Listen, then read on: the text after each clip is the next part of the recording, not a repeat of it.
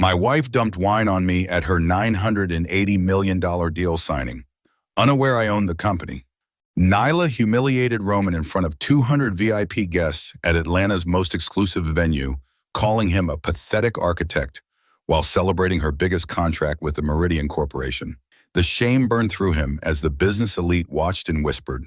3 years of being treated like her assistant had led to this public degradation. What she didn't know was that he held a secret that could shatter everything she just had achieved.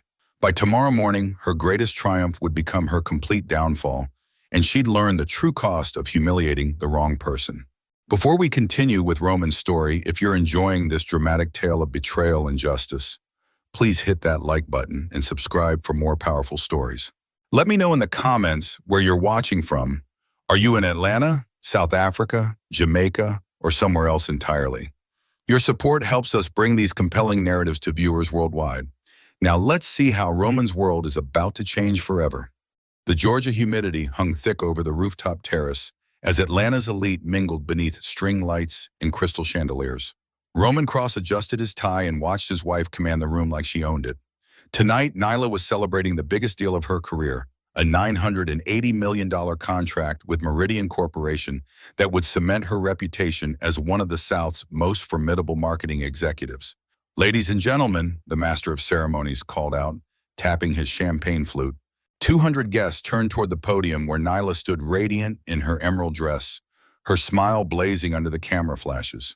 Roman felt that familiar mix of pride and unease as he watched from the back of the crowd, just another face in the sea of suits and evening gowns. Nyla's voice carried across the terrace with practiced confidence. This partnership represents more than just numbers on a contract. It represents the future of strategic marketing in the digital age. Applause rippled through the crowd. Roman noticed the CEO of Meridian Corporation, Drew Langston, watching Nyla with something that went beyond professional admiration. The way Drew's eyes lingered, the subtle smile, Roman had seen those looks before. As Nyla descended from the podium, guests swarmed to congratulate her. Roman moved through the crowd, hoping to catch her attention, to share this moment that should have belonged to both of them. After all, he'd been the one who'd introduced her to key contacts at industry events, the one who'd quietly smoothed her path through Atlanta's insular business community.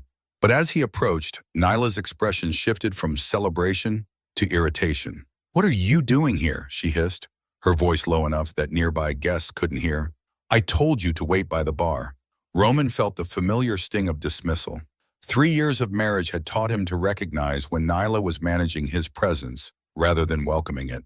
Behind her, Drew Langston approached with 2 glasses of wine, his expensive suit perfectly tailored, his smile sharp as a blade. "Nyla, you were magnificent up there," Drew said, offering her a glass while completely ignoring Roman.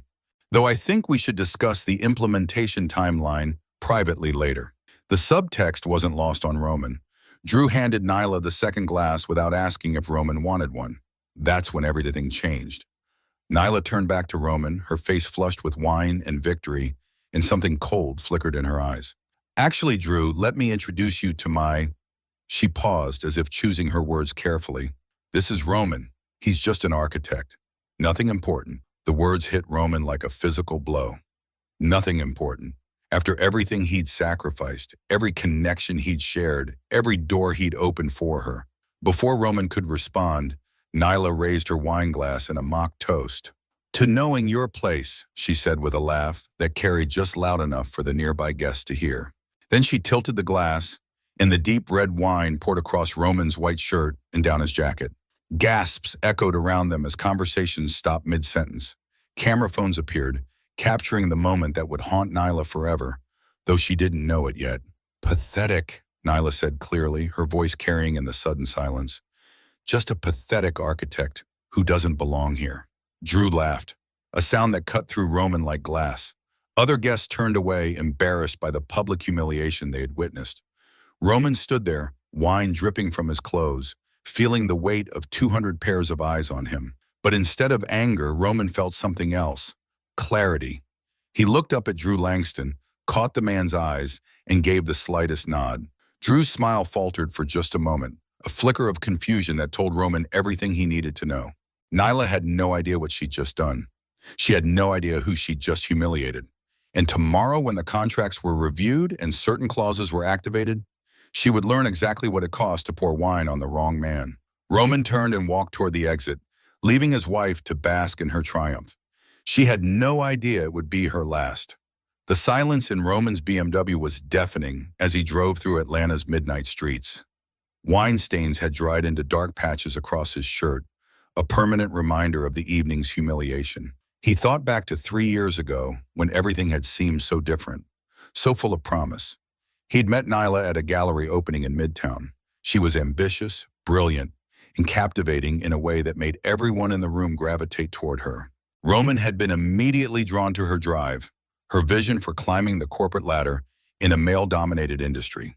When she'd mentioned struggling to break into Atlanta's tight-knit business circles, he'd offered to help, not because he wanted something in return, but because he believed in her talent.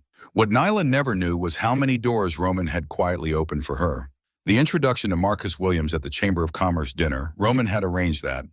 The invitation to the exclusive networking event where she'd met her first major client, Roman had suggested her name to the organizers. The referral that landed her the interview at her current firm, that had come through Roman's college roommate who worked in executive recruitment. For the first year of their marriage, Nyla had still acknowledged his contributions. She'd thank him for introductions, ask his advice on strategy, treat him as a partner in her success. But as her career accelerated, something shifted. The gratitude faded into expectation, then into something worse: dismissal. Roman became the +1 who fetched drinks at networking events, the husband who was useful for making restaurant reservations but not worth including in business conversations. Tonight had been the culmination of that gradual erosion. 3 years of watching Nyla introduce him as just an architect, as if his profession was something to be ashamed of. 3 years of being treated like hired help at her company functions. 3 years of supporting her dreams while his own identity dissolved into the background of her ambition. His phone buzzed against the dashboard. The caller ID showed David Morrison, his attorney. Roman pulled over in a parking lot near Piedmont Park and answered on the second ring. "Roman, I've been monitoring the social media coverage of tonight's event." David's voice was calm and professional. Several attendees posted about the incident. "We have clear documentation of public humiliation occurring at a business function related to the Meridian contract." Roman stared out at the empty park, processing the implications. 6 months ago, when he'd first suspected Nyla's growing coldness might be more than career stress, he'd had David review all the contracts connected to her recent deals. The morality clause they'd discovered had seemed like insurance at the time, protection for both their reputations in Atlanta's conservative business environment. Now that clause represented something else entirely. Roman thought about Nyla back at the hotel, probably celebrating with Drew Langston and the other executives, basking in congratulations and promises of future collaborations. She had no idea that her perfect evening was about to become her worst nightmare. "David," Roman said quietly, "initiate the activation protocol. I want everything ready by morning." He ended the call and sat in the darkness, feeling the weight of a decision that would change both their lives forever. What Nyla didn't understand was that Roman Cross had never been just an architect, and tomorrow she would begin to learn exactly who she'd been married to all along. Roman's Buckhead penthouse felt different in the pre-dawn darkness, like a sanctuary he was seeing clearly for the first time in years. He moved through the familiar rooms, past the architectural awards lining his study walls, past the photographs of buildings he'd designed across the Southeast. But tonight, those achievements felt like a carefully constructed facade hiding something much larger. The safe behind his grandfather's portrait opened with a soft click. Inside, beneath insurance documents and property deeds, lay a leather portfolio that contained the real foundation of Roman's life.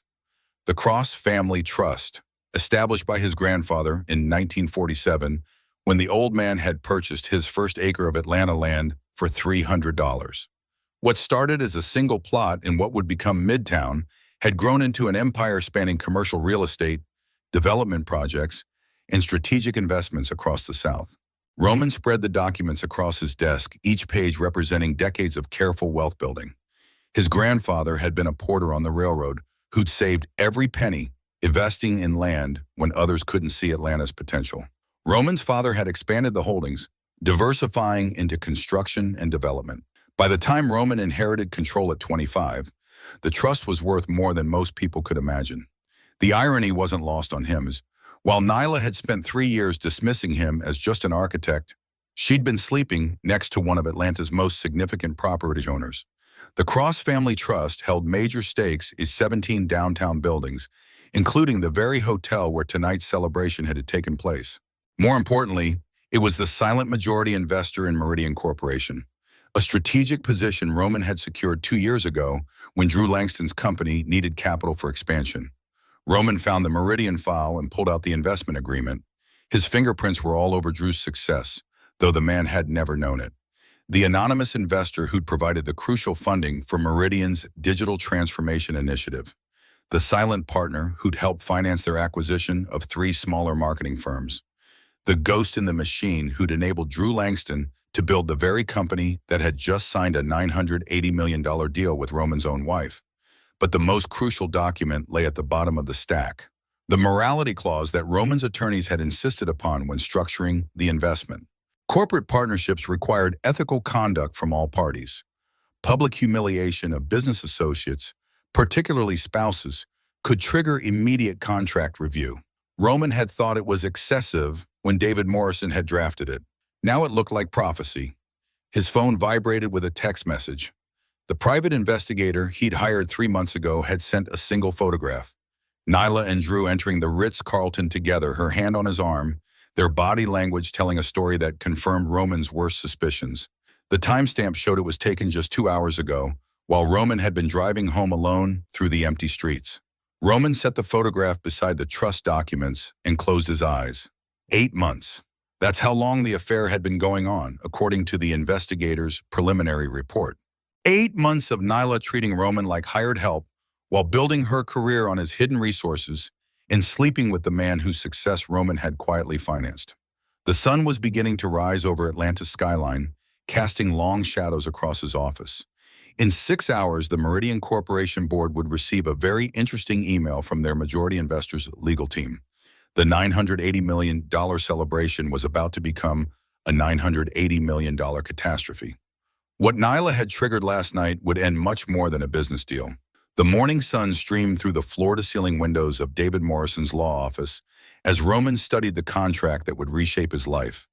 The 20-page Meridian investment agreement looked innocuous enough, but buried on page 17 was the clause that would bring down his wife's empire.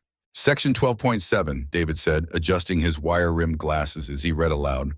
Any public conduct by executive personnel or their immediate family members that demonstrates disrespect for business partners, employees, or associates may constitute grounds for immediate contract termination and asset forfeiture.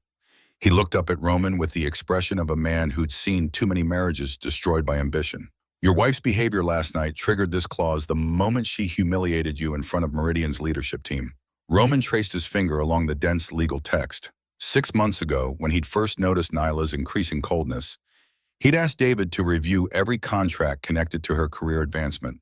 The morality clause had been David's suggestion, a safeguard against the kind of public embarrassment that could damage Atlanta's conservative business community. Roman had never imagined he'd be the one needing protection. The beauty of this provision, David continued, is that it protects the integrity of all business relationships. When Nyla poured that wine on you, she wasn't just humiliating her husband. She was demonstrating contempt for the very investors who made her success possible. David's smile was sharp as a blade. Of course, she has no idea that you are those investors. The timeline was brutal in its precision. Roman had 48 hours from the moment of public humiliation to activate the clause. After that, the window would close forever, and Nyla would be protected by standard contract terms. But if he moved within the deadline, the consequences would cascade through every aspect of her professional life. What exactly happens when we trigger this? Roman asked, though he already knew the answer. He'd studied these documents for weeks, memorizing every clause and contingency. Immediate suspension of the Meridian contract pending investigation. Forfeiture of all bonuses and performance incentives tied to the deal. Review of her employment status with recommendations for termination based on conduct unbecoming a corporate representative. David's voice carried no emotion, just the cold precision of legal consequence. And since Drew Langston was present and failed to intervene in the public humiliation of a business partner's spouse, His position becomes equally precarious. Roman thought about Drew's reaction last night. The laughter, the complete dismissal, the way he'd handed Nyla the wine that became a weapon. Neither of them had shown an ounce of respect for the man who'd quietly funded their success. Neither of them had considered that actions have consequences, especially when those actions violate the very contracts that gave them power. His phone buzzed with another message from the private investigator. More photographs from last night's after-party, more evidence of Nyla and Drew's relationship, documented in hotel hallways and elevator security footage. The affair wasn't just personal betrayal anymore. It was professional misconduct that violated multiple aspects of their business relationship. Roman looked out at Atlanta's skyline, at the buildings his family's money had helped finance, at the city where his grandfather had built something lasting from nothing. In 36 hours, Nyla's celebration would become her professional funeral. The only question remaining was whether Roman had the courage to pull the trigger on the woman he'd once loved. The clock on David's desk ticked toward 9 a.m. Time was running out for second thoughts. The manila envelope felt heavier than it should have as Roman spread its contents across his kitchen table. Marcus Webb, the private investigator he'd hired 3 months ago, had been thorough, perhaps more thorough than Roman had wanted. 8 months of surveillance photographs, hotel receipts, and time-stamped security footage told a story that made Roman's stomach turn. The earliest photo was dated last April, taken at the Spring Business Leaders Conference in Savannah. Nyla and Drew sitting too close during the keynote address, her hand resting on his forearm longer than professional courtesy required. Roman remembered that weekend. Nyla had claimed she was attending alone because the firm could only afford one registration fee. He'd offered to pay for his own ticket, but she'd insisted it would look unprofessional to bring a spouse to such an important industry event. May brought hotel receipts from the Marriott in Birmingham during what Nyla had called a solo client presentation. The charges showed 2 dinners ordered to the same room, 2 bottles of champagne, late-night room service for 2. Roman flipped through the documentation with the detached precision of an architect reviewing blueprints, even as each piece of evidence carved another wound into what remained of his trust. By June, they'd grown careless. Security footage from the lobby of Atlanta's Ritz-Carlton showed them entering together at 11 p.m. on a Tuesday night when Nyla had told Roman she was working late on campaign revisions. The timestamp period burned into Roman's memory. It was their wedding anniversary. While he'd been at home preparing a surprise dinner, his wife had been celebrating 3 years of marriage in another man's bed. The most damaging evidence came from the last 2 weeks. Email exchanges between Nyla and Drew discussing not just their affair, but their future plans. Nyla's message from 3 days ago was particularly devastating. Once this Meridian deal closes, I'll have enough credibility to make my own moves. Roman's been a useful connection, but I'm ready to upgrade to someone who actually matters in this industry. Roman set the photograph aside and reached for his coffee, but his hands were shaking too badly to lift the cup. Useful connection. After 3 years of marriage, after everything he'd sacrificed to support her dreams, that's how she saw him. Not as a partner, not as a husband, but as a networking opportunity she'd outgrown. His phone rang, startling him from his analysis of the wreckage. Nyla's name appeared on the screen, and for a moment Roman hesitated. Part of him wanted to answer, to give her a chance to explain, to offer some version of events that would make sense of the betrayal. But another part of him, the part that had inherited his grandfather's steel spine, knew that explanations wouldn't change what he'd seen. "Where are you?" Nyla's voice was sharp when he finally answered. "I came home, and you're not here. We need to talk about last night." Roman could hear traffic in the background, horns honking, the sounds of a city that didn't care about personal catastrophes. "I'm reviewing some investment documents," Roman said carefully. "What did you want to discuss about last night?" "Don't be dramatic. It was just wine. You're acting like I committed some crime." Her laugh carried the same dismissive tone that had become her default when dealing with his concerns. "Anyway, I'm going to be late tonight. Drew wants to discuss implementation strategies for the Meridian rollout." Roman looked down at the hotel receipt dated just 6 hours ago. "Implementation strategies." "Of course he does," Roman said quietly. "How long do you think these strategy sessions will continue?" There was a pause long enough for Roman to hear her calculate her response. "Why are you asking questions like that? You're being paranoid again." The accusation stung because it was so perfectly crafted to make him doubt his own evidence. Gaslight the victim, make him question what he'd seen with his own eyes. Am I? Roman asked, his voice steady despite the chaos in his chest. Maybe we should discuss this when you get home. He hung up before she could respond and stared at the evidence spread across his table. 34 hours until the activation deadline expired. 34 hours to decide whether justice mattered more than the ghost of love he'd been carrying for a woman who'd been planning to discard him all along. Roman picked up his phone again and dialed David Morrison's number. Some decisions couldn't wait for perfect courage. Nyla arrived home at 11:30 p.m. with the kind of satisfied glow that came from more than just successful business meetings. She kicked off her heels in the foyer and padded into the living room where Roman sat reading architectural journals, the investigation files carefully hidden in his study upstairs. "You're still up," she said, pouring herself a glass of wine from the bottle they'd opened 2 nights ago. "I thought you'd be sulking in bed after your little drama at the gala." Her tone carried the casual cruelty that had become her signature over the past year. But tonight it felt different. Tonight, Roman heard it with the clarity of a man who knew exactly what his wife had been doing for 8 months. "I've been thinking about last night," Roman said, setting down his magazine, "about what happened between us in front of all those people."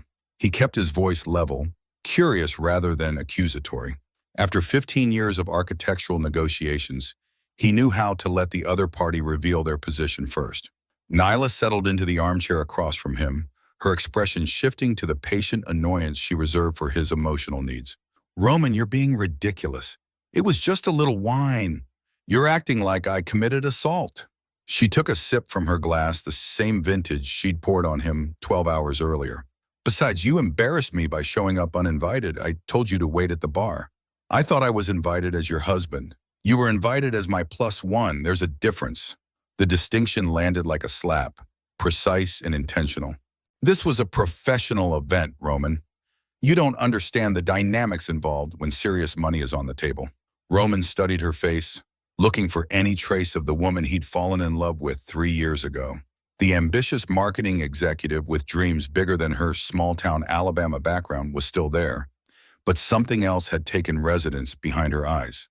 Something calculating and cold that treated their marriage like another business transaction to be optimized. "You're right," Roman said quietly. "I don't think I understand the dynamics at all. Maybe you could explain them to me." Nyla's smile sharpened. "The Meridian deal is worth nearly $1 billion, Roman. When you're operating at that level, you can't afford to have people around who don't add value. Tonight was about celebrating success with the people who made it possible. And I wasn't one of those people.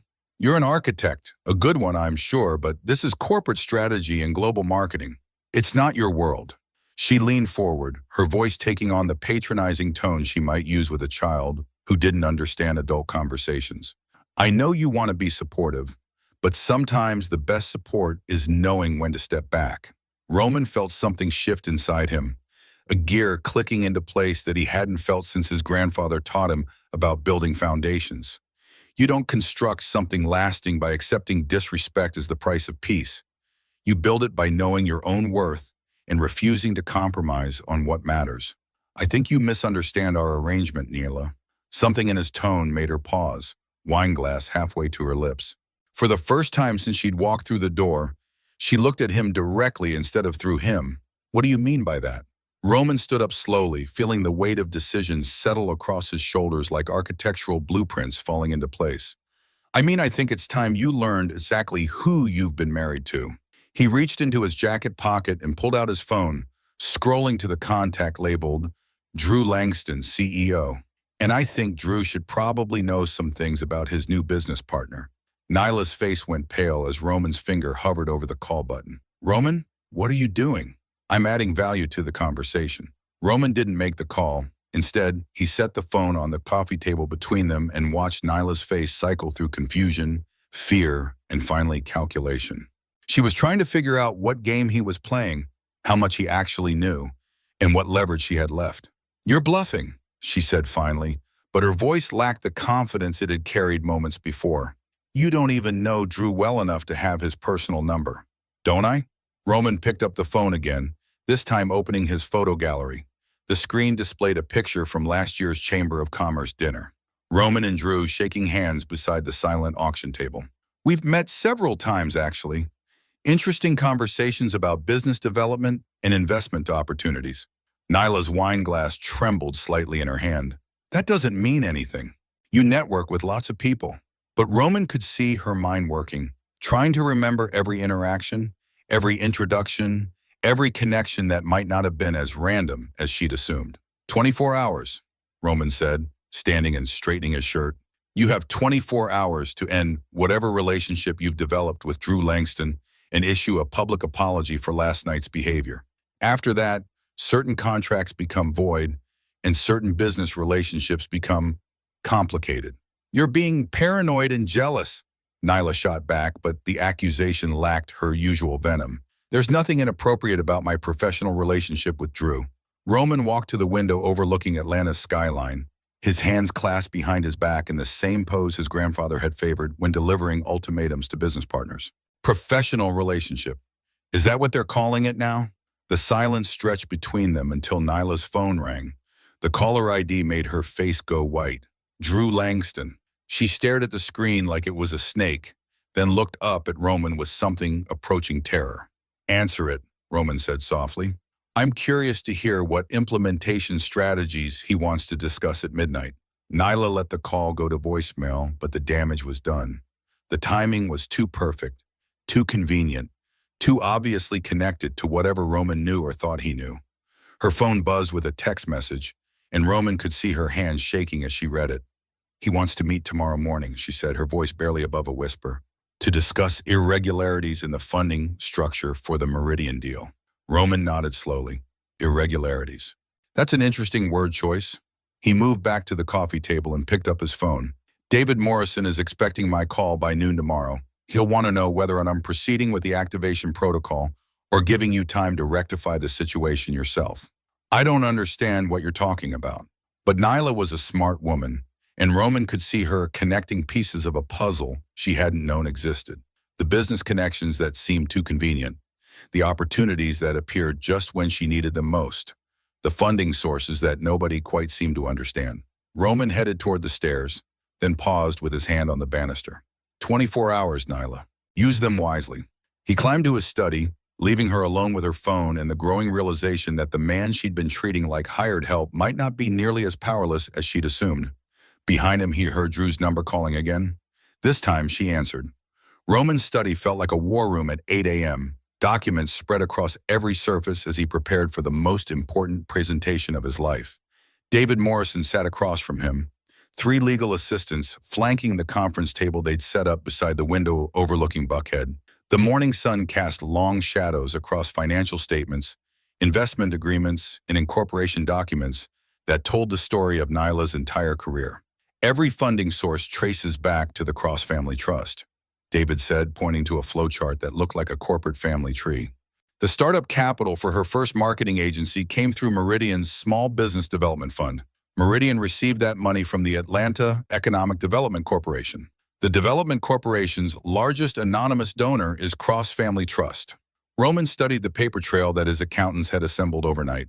3 years of indirect support, carefully laundered through legitimate business channels to avoid any appearance of impropriety.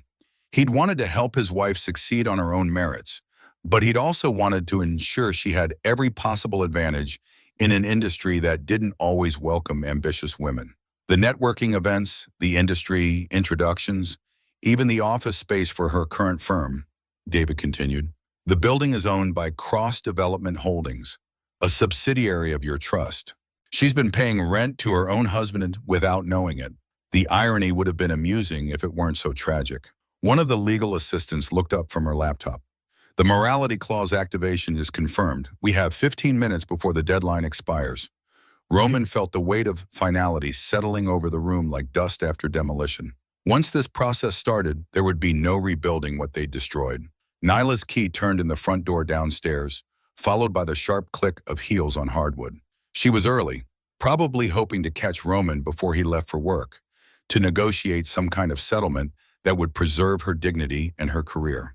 Roman heard her footsteps on the stairs, faster than usual, carrying the urgency of someone who'd spent a sleepless night calculating odds and coming up short. Roman? Her voice carried a tremor he'd never heard before. We need to talk. Drew told me some very disturbing things about the funding structure, And I think there's been a misunderstanding. David raised an eyebrow. Should we postpone the filing? Roman shook his head. No, she's had her 24 hours.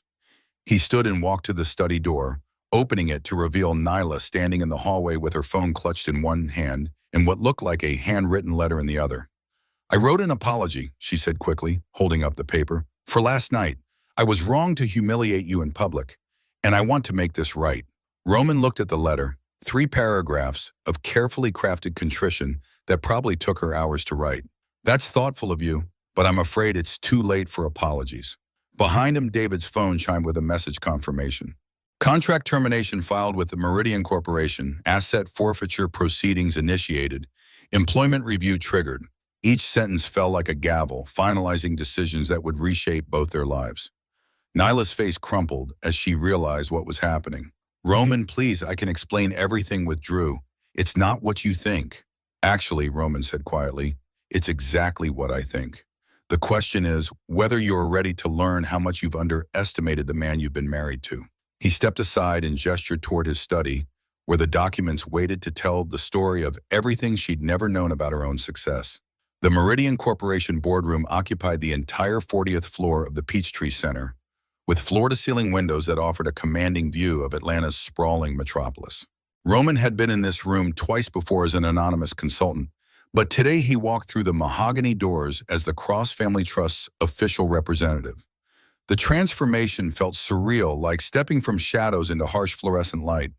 Drew Langston stood at the head of the polished conference table, his usually confident demeanor replaced by nervous energy that radiated through his expensive suit.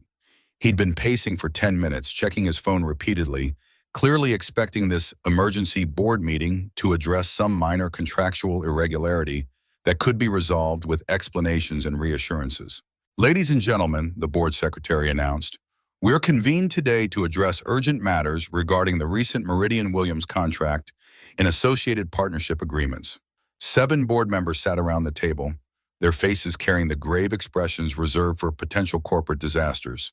Roman took his seat at the table's center, directly across from Drew, and set a leather portfolio in front of him. The nameplate that had been placed at his position read, Roman Cross, Cross Family Trust Representative. Drew's eyes fixed on the nameplate with growing comprehension and horror. I believe some introductions are in order, Roman said, his voice carrying the calm authority he'd inherited from his grandfather. I'm Roman Cross, majority stakeholder in Meridian Corporation through the Cross Family Trust. I'm also Nyla Williams's husband. The silence that followed was broken only by the sound of Drew's chair scraping against the floor as he sat down heavily. Several board members exchanged glances, clearly trying to process the implications of having the company's primary investor sitting across from them as a potentially aggrieved party. Mr. Cross, the board chairman said carefully, we understand there were some concerns raised about conduct at the contract signing celebration. Roman opened his portfolio and distributed copies of the photographic evidence his investigator had compiled. Hotel receipts, security footage timestamps, email exchanges between Drew and Nyla that detailed both their affair and their plans for Nyla's career advancement. Each document landed on the polished table like an indictment. 8 months, Roman said simply. My wife has been conducting an affair with your CEO while using company resources to facilitate their relationship. More importantly, this relationship has compromised the ethical standards required by our investment agreement. Drew's face had gone gray. Roman, this is a misunderstanding. Nyla and I have maintained a purely professional relationship, but his protest sounded hollow in the face of documented evidence that showed them entering hotels together, sharing intimate dinners, and discussing their future together in explicit detail. The board chairman reviewed the documents with the expression of a man watching a train wreck in slow motion. Mr. Langston, these allegations are extremely serious. The morality clause in our investment agreement specifically prohibits conduct that demonstrates disrespect for business partners or their family members. Last night, Barnes Roman continued, my wife publicly humiliated me at a company function while celebrating a contract that was made possible by my family's investment in this corporation. Mr. Langston was present and not only failed to intervene, but actively participated in the humiliation. One of the board members looked up from the evidence packet. Mr. Cross, what remedy are you seeking? Roman stood slowly, feeling the weight of 3 generations of cross-family business acumen settling around his shoulders. Immediate termination of the Williams contract due to ethical violations. Removal of Mr. Langston from his position as CEO effective immediately. Asset forfeiture, as specified in the morality clause of our investment agreement. The vote was unanimous. Drew Langston's career ended with the sound of 7 hands raising an agreement. The $980 million contract that Nyla had celebrated just 24 hours earlier was declared void. Mr. Langston, the chairman said formally, your services are no longer required. Security will escort you from the building. Roman gathered his documents and walked toward the door, but paused before leaving. Oh, and Drew, you might want to call Nyla. She's going to need someone to explain how her celebration became her career suicide. The news spread through Atlanta's business community faster than wildfire in a drought. By noon, every major corporate communications network was buzzing with the story of Nyla Williams' spectacular fall from grace. Roman watched the cascade of consequences from his office, overlooking downtown, fielding calls from reporters, former colleagues, and business associates who suddenly wanted to know everything about the quiet architect who just destroyed 2 of the city's most prominent executives. Nyla's professional reputation crumbled in real time. Her corporate LinkedIn profile went from 900 connections to fewer than 50 as former colleagues distanced themselves from the scandal. The marketing awards she'd won over the past 3 years were quietly removed from industry websites. The speaking engagement she'd been scheduled to deliver at next month's Southeast Business Leaders Conference was canceled without explanation. Drew Langston's fall was equally swift and merciless. Meridian Corporation's board issued a press release announcing his immediate resignation due to conduct incompatible with corporate values. The severance package he might have expected was voided by the morality clause violation, leaving him with nothing but his personal assets and a reputation that made him unemployable at any major corporation south of the Mason-Dixon line. Roman's phone rang for the 15th time that morning. This time it was Marcus Webb, his private investigator, calling with an update that felt like the final nail in a coffin that was already sealed shut. The financial investigation is complete, Marcus said. Nyla's been using company credit cards for personal expenses related to the affair. Hotel rooms, dinners, even jewelry purchases that she claimed were client entertainment. We're talking about $40,000 in misappropriated funds over 8 months. Roman closed his eyes and rubbed his temples. Fraud charges would destroy what little remained of Nyla's professional life. Forward everything to David Morrison's office. Let him decide how to proceed with the criminal aspects. By 3 p.m., Nyla's employer had terminated her contract and frozen her company accounts pending a full audit of her expense reports. The Georgia State Board of Marketing Professionals launched an ethics investigation that would likely result in the suspension of her professional licenses. The domino effect was brutal in its completeness. Every aspect of her career built on Roman's hidden support was crashing down simultaneously. Roman's assistant knocked on his office door. Mr. Cross, there's a Ms. Williams here to see you. She doesn't have an appointment, but she says it's urgent. Roman looked out at his receptionist area and saw Nyla sitting in the waiting area, still wearing the same clothes from yesterday, her usual perfect hair disheveled and her makeup smudged from crying. Send her in. Nyla entered his office like a ghost of her former self. The confident marketing executive who'd humiliated him 36 hours earlier had been replaced by a broken woman who couldn't meet his eyes. They froze my bank accounts, she said without preamble. My credit cards are canceled. My car is being repossessed because the lease was through the company. Her voice cracked on the last words, and Roman felt an unexpected stab of sympathy for the woman who'd destroyed their marriage. I know. How could you do this to me? The question came out as a whisper, but it carried the weight of genuine bewilderment. I'm your wife, Roman. Whatever I did, we could have worked through it together. Roman looked at the woman he'd loved for 3 years and felt nothing but sadness for what they'd both lost. No, Nyla, we couldn't have worked through it together because you never saw me as someone worth working with. The law office conference room felt like a courthouse where verdicts had already been decided. Nyla sat across from Roman at the polished mahogany table, flanked by a court-appointed attorney who'd taken her case pro bono after 3 private firms had declined the representation. Her hands shook as she flipped through the divorce settlement papers that would formalize the end of everything she'd thought her life would become. These terms are extremely harsh, her attorney said, adjusting his glasses as he reviewed the asset division. Mr. Cross would retain minimal personal property and no claim to marital assets acquired during the marriage. He looked up at David Morrison with the expression of a man who knew he was outgunned. Surely there's room for negotiation.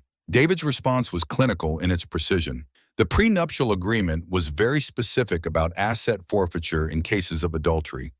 Mrs. Cross's affair with Mr. Langston, combined with her misuse of corporate funds and public humiliation of her spouse, triggers every penalty clause in the original contract.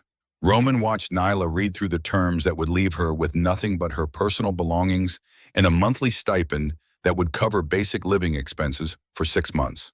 The woman who'd celebrated a $980 million deal 3 days earlier was about to sign papers that would reduce her to financial dependency on the man she'd betrayed. "Roman," Nyla said suddenly, her voice barely above a whisper, "can we talk privately? Just for a few minutes?" David started to object, but Roman nodded toward the hallway. 5 minutes. They stood beside the floor-to-ceiling windows overlooking downtown Atlanta, the city where both their dreams had lived and died. Nyla looked smaller somehow, diminished by circumstances that had stripped away the confidence that had once made her magnetic. "I'm pregnant," she said without preamble, her eyes searching Roman's face for any sign of softening.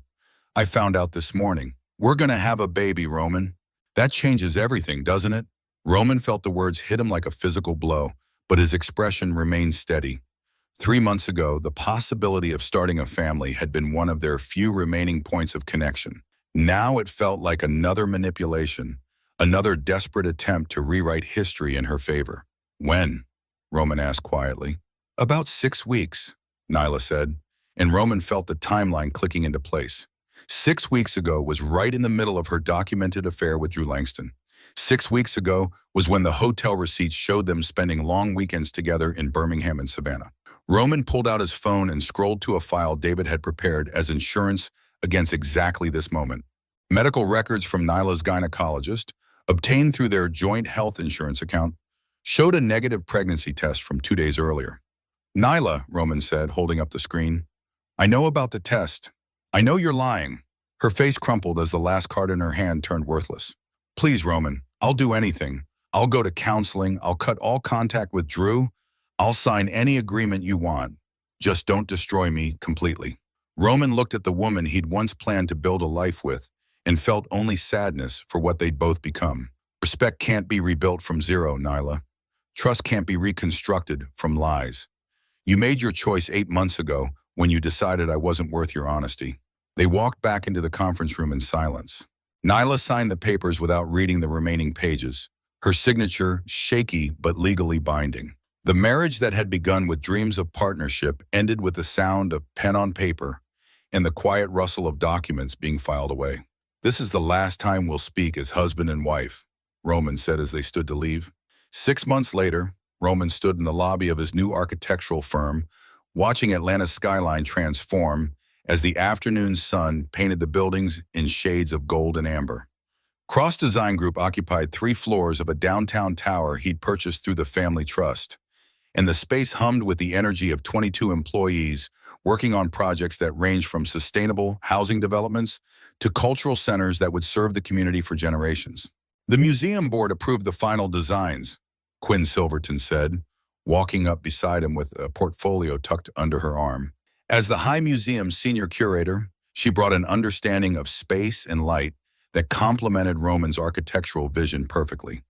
Their professional collaboration had evolved into something deeper over the past 4 months, a relationship built on mutual respect rather than hidden agendas.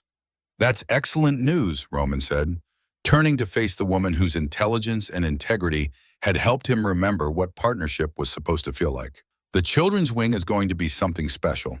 Quinn smiled, and Roman felt that familiar warmth that came from being truly seen by someone who valued his mind as much as his resources. "It's going to change how kids experience art in this city. Your grandfather would be proud of what you're building here." Through the floor-to-ceiling windows, Roman could see the grocery store across the street where he'd encountered Nyla the week before. She'd been working as a receptionist at a small firm in Midtown, her designer clothes replaced by off-the-rack business attire. Her confidence dimmed, but not entirely extinguished. Their conversation had been brief and civil. Two people who'd shared a life acknowledging each other's existence without reopening old wounds. Drew Langston had moved to Charlotte, where his brother-in-law had offered him a position in commercial real estate sales. The man who'd once commanded board meetings now showed office space to small businesses, his corporate empire reduced to commission checks and client lunches. Roman's phone buzzed with a confirmation from the Atlanta Community Foundation. The $50 million donation he'd made to domestic abuse prevention programs had been officially processed, funding that would help other people recognize their worth before it was too late. "Ready for dinner?" Quinn asked, linking her arm through his as they walked toward the elevator.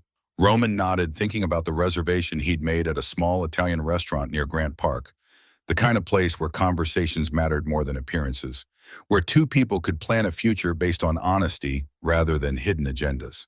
As they stepped into the elevator, Roman caught his reflection in the polished steel doors. The man looking back at him had the same face as the one who'd been humiliated at a corporate gala 6 months earlier.